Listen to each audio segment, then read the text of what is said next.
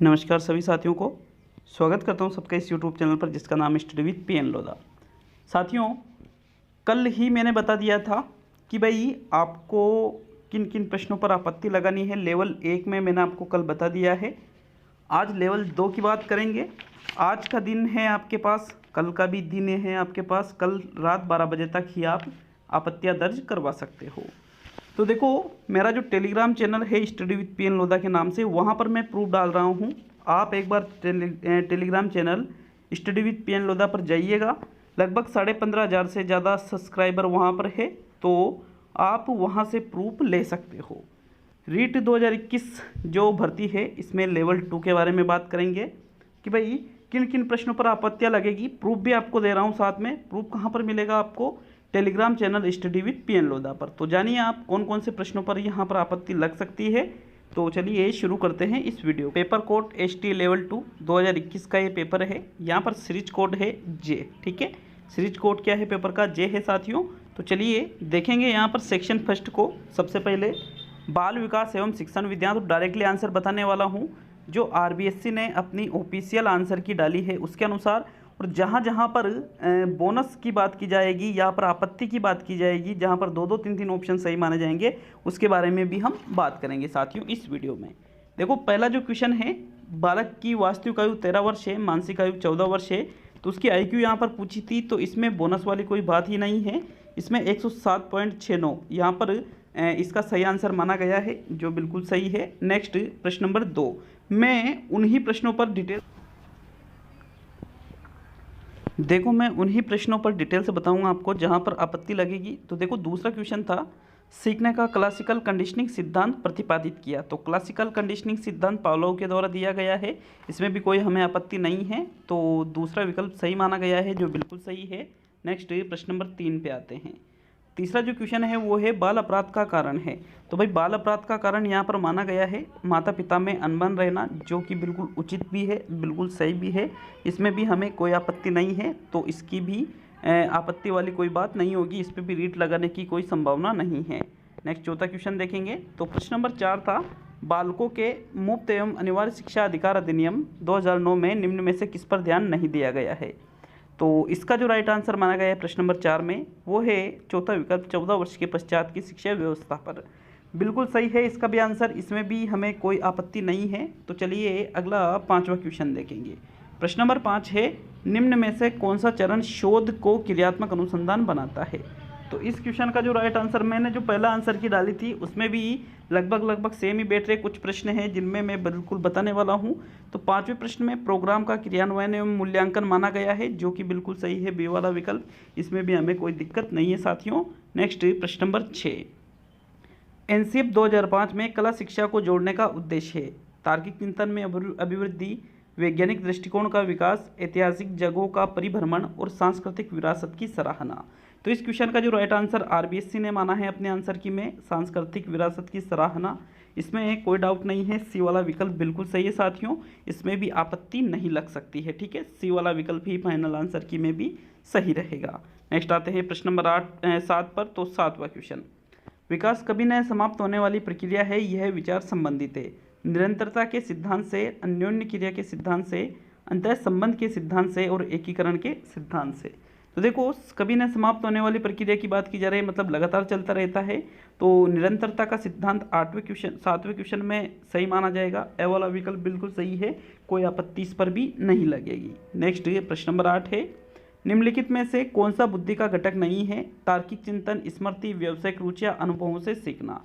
तो प्रश्न संख्या 8 जो है, इसमें मैंने आपको राइट आंसर व्यावसायिक रुचियां बताया था, वोकेशनल चॉइस। तो वोकेशनल चॉइस बिल्कुल सही आंसर है। इसका संबंध बुद्धि के घटकों में नहीं आता है। तो देखिएगा, इस पर भी कोई आपत्ति नहीं लगेगी, इसका भी कोई आंसर चेंजेस नहीं होगा। इसमें बी वाला विकल्प 8वें प्रश्न में बिल्कुल सही है। तो चलिए आगे बढ़ेंगे प्रश्न नंबर 9 पर। 9वां प्रश्न, निम्नलिखित में से बालक की कौन सी प्रक्रिया मनोगत्यात्मक नहीं है। सोचना, गेंद फेंकना, लिखना और खेलना। तो भाई मनोगत्यात्मक का मतलब है साइकोमोटर।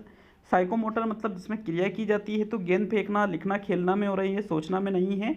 ए वाला विकल्प बिल्कुल सही, मैंने पहले भी बताया था, और आंसर की में भी यही आंसर माना गया है, पहला विकल्प। तो इसमें भी कोई आपत्ति नहीं लगेगी।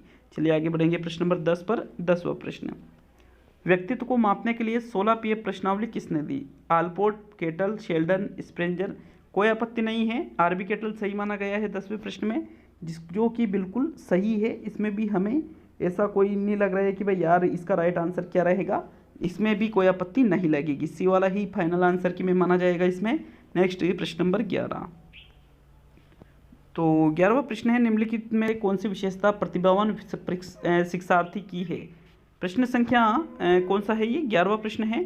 तो इसका जो राइट आंसर है, यदि कक्षा की गतिविधियां अधिक चुनौतीपूर्ण नहीं होती है तो वह कम प्रेरित अनुभव करता है और ऊब जाता है। बिल्कुल ये एक राइट आंसर है, ए वाला विकल्प ही इसमें सही बताया गया था, जो कि बिल्कुल सही है, इसमें भी कोई आपत्ति नहीं लगेगी।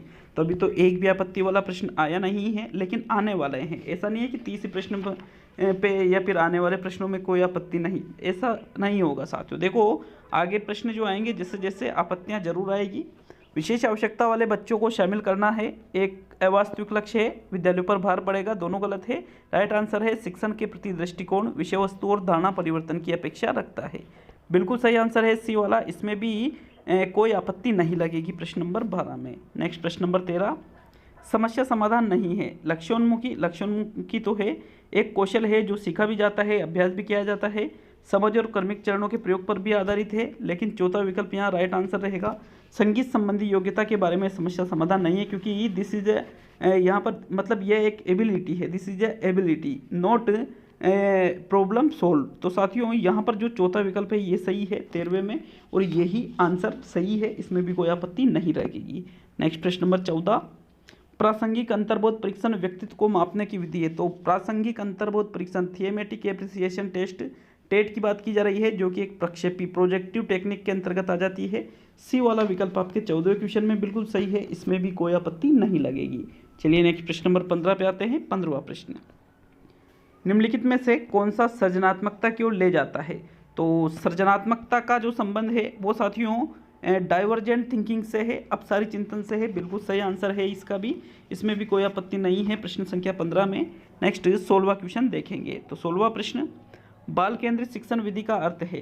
तो भाई जो बाल केंद्रित शिक्षण विधि है, इसमें अनुसरण और अनुकरण करने के लिए नहीं कहा जाता है, पूर्ण रूप से स्वतंत्रता भी नहीं दी जाती है। तो इसमें पूर्ण रूप से स्वतंत्रता भी नहीं दी जाती है, नैतिक शिक्षा भी नहीं, बल्कि राइट आंसर क्या है? डी वाला विकल्प। बच्चों की अभिव्यक्ति और उनकी जो सक्रिय भागीदारी है, इसको महत्व दिया जाता है जो बाल केंद्रित शिक्षण विधि है इसके अर्थ में।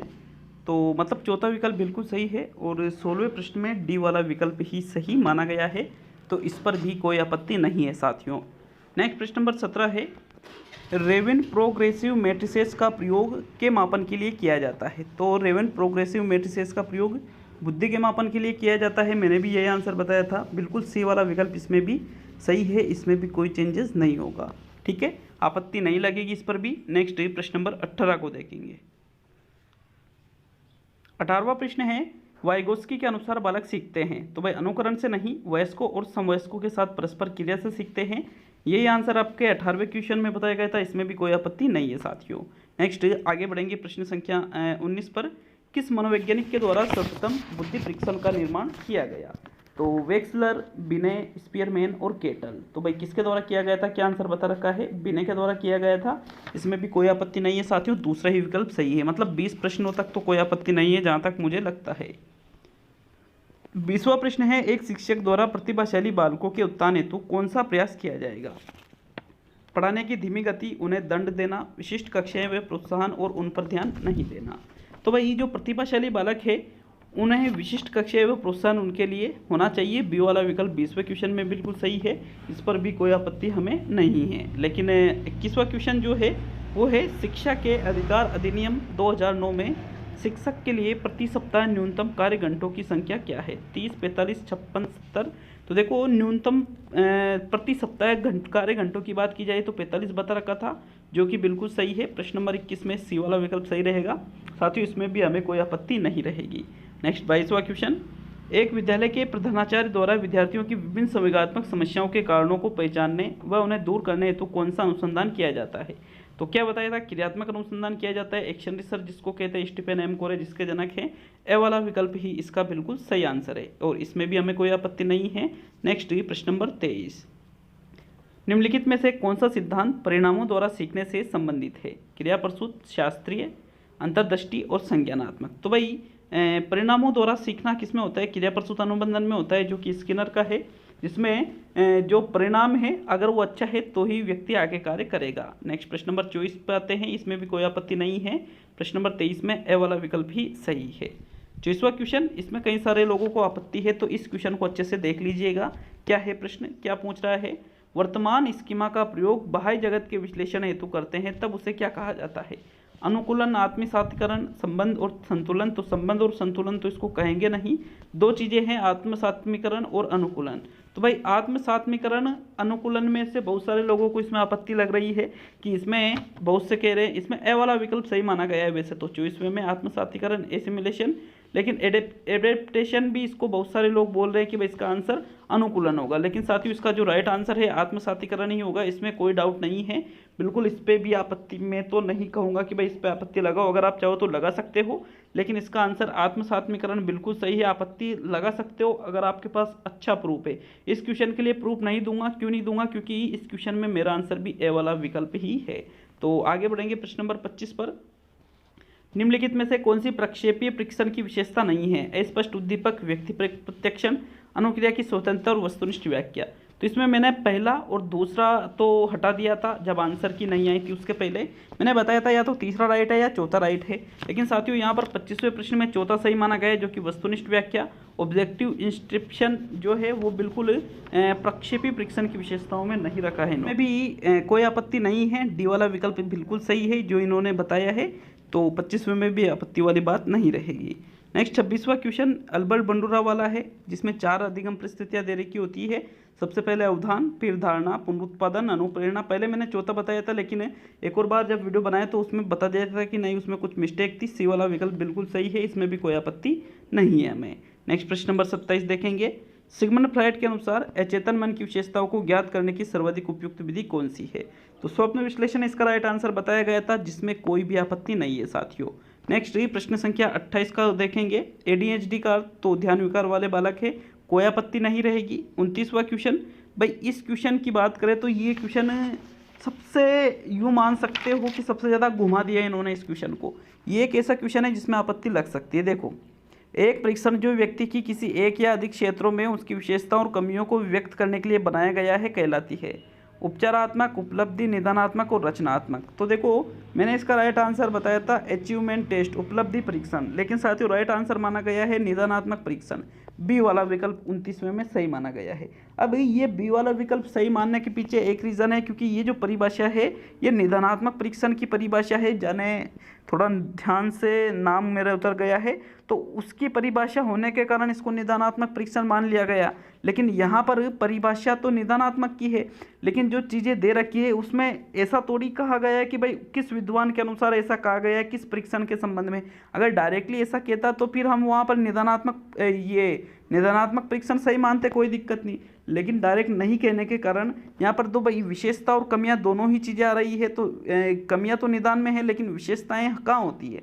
तो साथियों ये उपलब्धि में होना चाहिए, इसलिए फिर इस क्वेश्चन पर आप रीट जरूर लगाइएगा। उपलब्धि परीक्षण इसका राइट आंसर होना चाहिएगा। इसका जो प्रूफ है, मैं टेलीग्राम चैनल है मेरा स्टडी विद पीएन लोधा के नाम से, वहाँ पर बिल्कुल मैं वहाँ आपको पूरी कोशिश रहेगी कि इसका ऑथेंटिक प्रूफ आपको उपलब्ध करा दिया जाएगा। नेक्स्ट 30वां और अंतिम क्वेश्चन, भारतीय संविधान में कौन सा संशोधन द्वारा शिक्षा का अधिकार सम्मिलित किया गया। तो 86वां बिल्कुल सही है। अब हिंदी के जो प्रश्न हैं उसके लिए अलग से वीडियो आ रहा है कुछ देर बाद। हिंदी में 3-4 प्रश्न हैं जिन पर आपत्तियां जरूर लगानी है, क्योंकि उनके आंसर गलत माने गए हैं मेरे हिसाब से। तो उन प्रश्नों का वीडियो जरूर देखिएगा। हिंदी लैंग्वेज फर्स्ट लेवल 2, ठीक है, लेवल 2 भाषा फर्स्ट हिंदी जिनके हैं उनके लिए वीडियो एक और आ रहा है, तो उस वीडियो को जरूर देखिएगा। उसमें मैं आपको यही बताऊंगा कि भाई एक तो वो काल वाला प्रश्न है और भी बहुत सारे शिक्षण विधियों के भी प्रश्न हैं, तो उस पर आपत्ति के लिए मैं प्रूफ भी दे दूंगा आपको। तो ठीक है, मिलते हैं अब अगले वीडियो में। बहुत बहुत धन्यवाद सभी का।